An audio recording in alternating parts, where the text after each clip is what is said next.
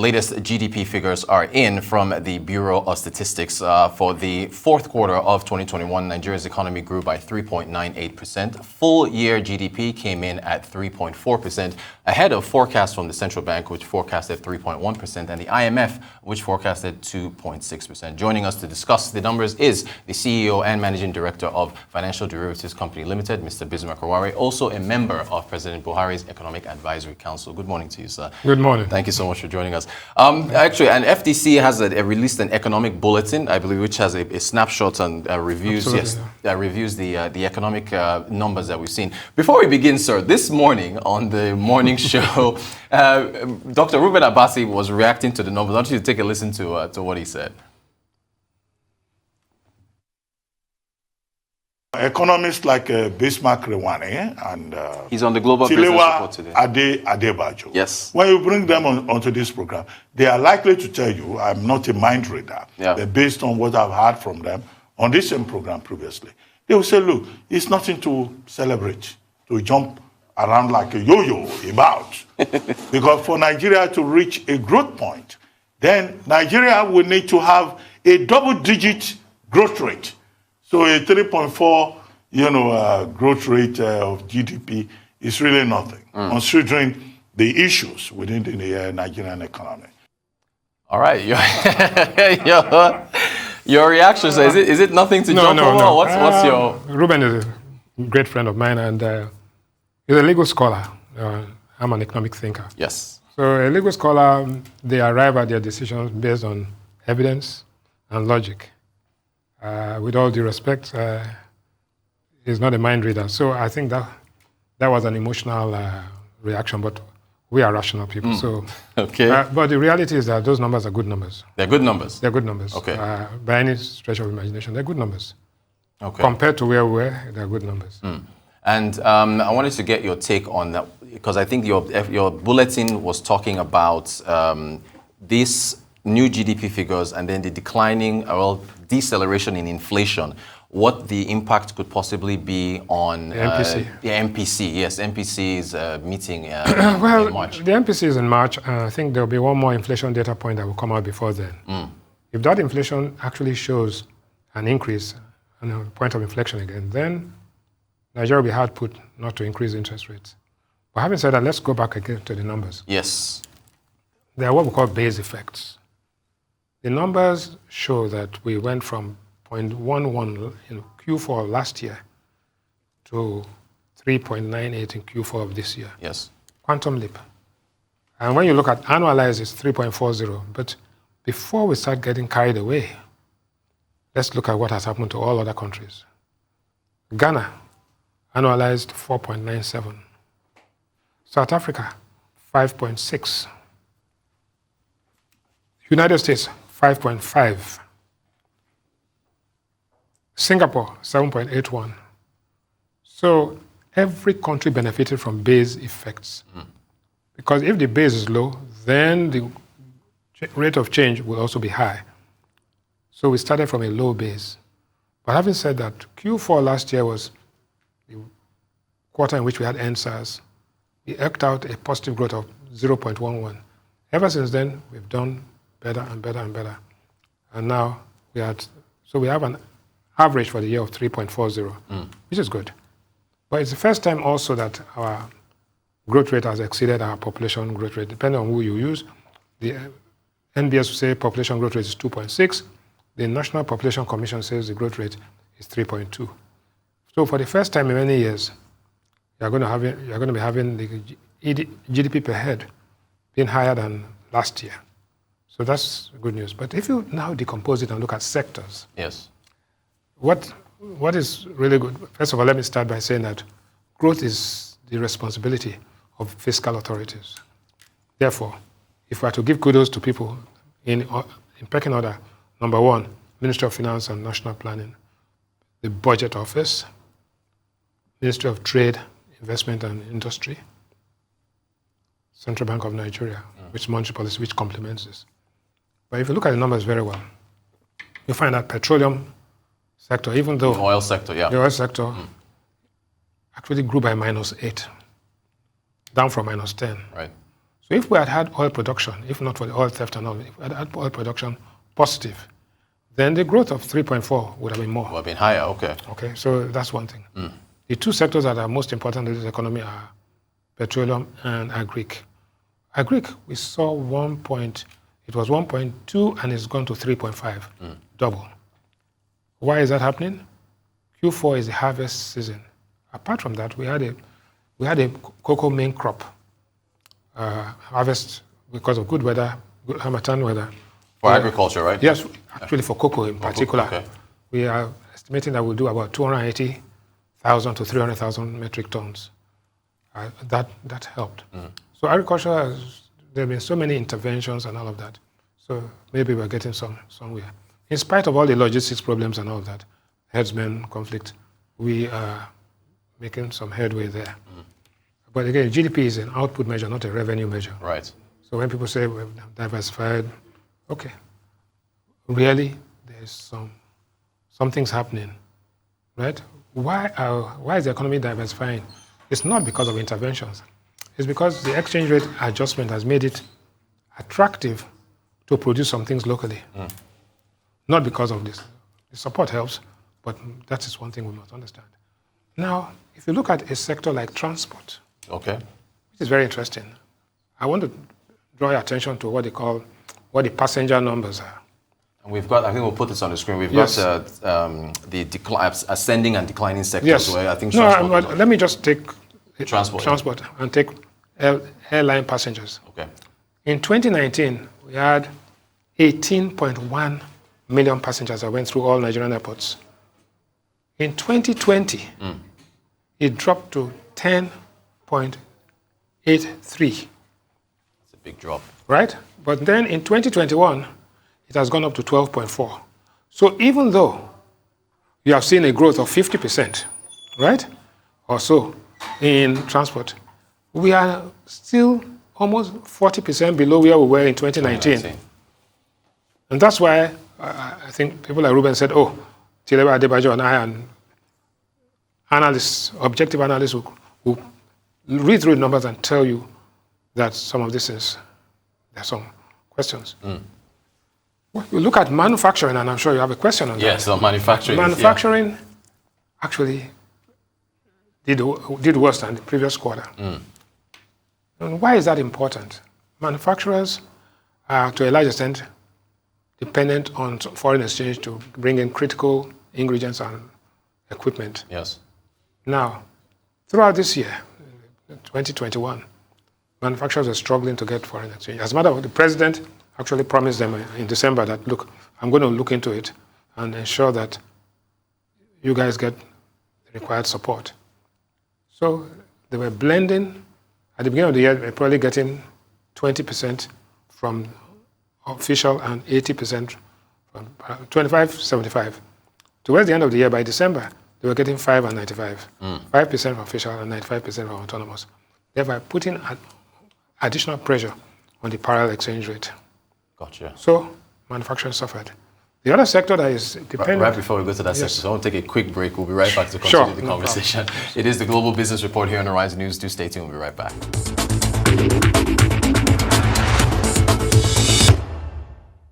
Welcome back to the Global Business Report on Arise News. We're still with Mr. Bismarck Rewane, CEO and Managing Director of Financial Derivatives Company Limited, also member of President Buhari's Economic Advisory Council. Sir, so you were just talking about, I guess, the manufacturing sector and the struggles and so on, as we're looking through the sectors, yeah? No, again, I wanted to go back to so your initial point. The initial point that Kenya, 6.97. GDP growth. South Africa, 5.4. Ghana, 4.97. United States, 5.5. Singapore, 7.81. We, 3.4. So before we start getting carried away right. by, what is, compared to where we were, yes, good performance. Right. But in the Committee of Nations, no, absolutely not. Gotcha. We are not a star at this point in time. But we must give the managers a pat on the back. We have the Economic Sustainability Plan. We have the Growth and Recovery Plan. We have central bank intervention in certain areas. So all of this is, they need to be encouraged that they should continue doing it. But if you do the more orthodox things, then you're going to get even better results. That's it. So coming back to manufacturing, Yes. And the other sector, which is very important to everybody here, manufacturers as a whole employ less than 1 million people in this country. Trading constitutes 16% of wholesale and retail trade, constitutes 16% of all activities in this country. Okay, the trade sector, yes? Trade. Okay. Now, so what affects the traders affects everybody. There's a trader everywhere. There's a street trader everywhere. Now, the trading activity actually shrunk. Yes, it did. Right? It shrunk big time by -6. It dropped so sharply, right? From 11.9 to 5.34. 5.34, yes. Why are the traders suffering? Trading is dependent to a large extent on border opening and availability of foreign exchange. Foreign exchange. So once the power market shut down, traders who were going everywhere also shut down, right? So that is the problem. The traders at the beginning of the year were probably buying $1 at 450, 460. At the end of the year, they're buying it at 570. What are they going to bring into this country at 570? And who is going to buy it? Right? That is the critical thing. So it is the good numbers, but trade, which employs a lot of people, right? Agri, good, because it employs a lot of people. Petroleum, decline, negative as well. Right. So let's look at it in that context. Manufacturing, which also employs, so when you take trading and manufacturing, then the man in the street, how is he feeling it? That is the thing. We had increased output in fertilizer. We have Indorama, we have Notore, we have Dangote fertilizer. However, today, the price of a bag of fertilizer is 16,100 at Indorama and 15,500 at Notore, and I think 15,000 in the Dangote fertilizer. The price has gone up by almost 200 to 300%. Wow. Why? And that is the critical ingredient for food production. So it's a pass-through effect. Absolutely. Now, but not only that, there's also the negative effect that some of this fertilizer is being used for improvised explosive devices.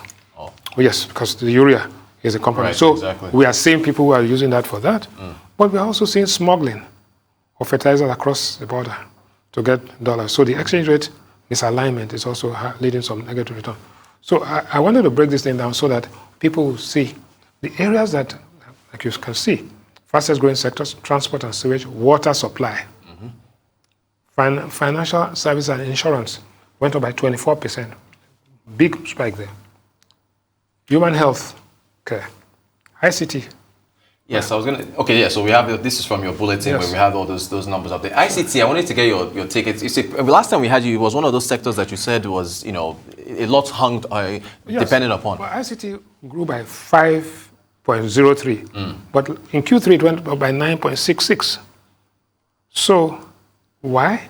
I'm not so sure what the NIN and all these restrictions and all of that. Yes. But ICT, what it does tell you is that ICT is about almost, at best, 11% of the GDP, directly. But indirectly, ICT drives everything. Right. Can you imagine if the 3 or 4 carriers shut down the network today? Everybody goes down. There will be no POS transaction. There will be 17 trillion naira worth of transactions that will be kaput in 1 month. Right? So I want you to imagine that. So the GDP composition and the linkage effect are two different things. Okay. Right? Yes. So government consumption is 8.5% of the total economy. But the government is so dominant that if the government makes a statement, everybody. The budget itself is maybe 5-10% of the whole GDP. You have a 13 trillion or 19 trillion naira budget in a 153 trillion naira economy. So that tells you what it is. It tells, but the way the federal government and state government spend money affects the rest of the economy. So it is that context that I want you to see. Arts and entertainment, very interesting area because that is one tied to ICT. Q4, arts and entertainment was 4.31. In Q3, it was 3.68. The thing about arts and entertainment, outdoor entertainment, is more in the dry season. So the rains stop, August, September, and then December, activity, Christmas, even though there were restrictions because of Omicron and all of that.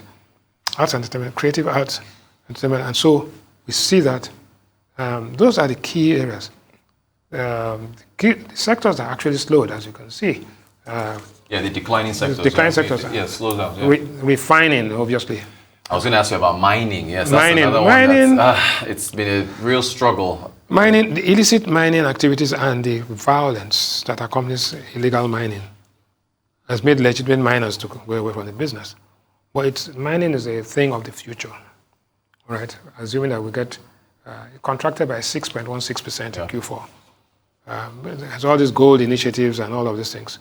There's so much illicit activity taking place there. And you can see for yourself that it's something that we need to look at. But security is a challenge. Yes. In the country. Security, Boko Haram, security for all sorts of things, kidnapping and ransom. So apart from, we are voting a lot of money, but we are not getting impact. Exactly. Because the intelligence assets and apparatus are completely out. They are overwhelmed by what is going on. So as long as the security apparatus is weak, then you will see some areas that will suffer. Those are the security dependent. But if I was to project forward and say, yes, what's going to happen next? Exactly. How do we sustain this recovery, economic recovery? I would say, first and foremost, the base effects will wane. When you now start comparing Q1 2022 with Q1 2021, you begin to see that moderation.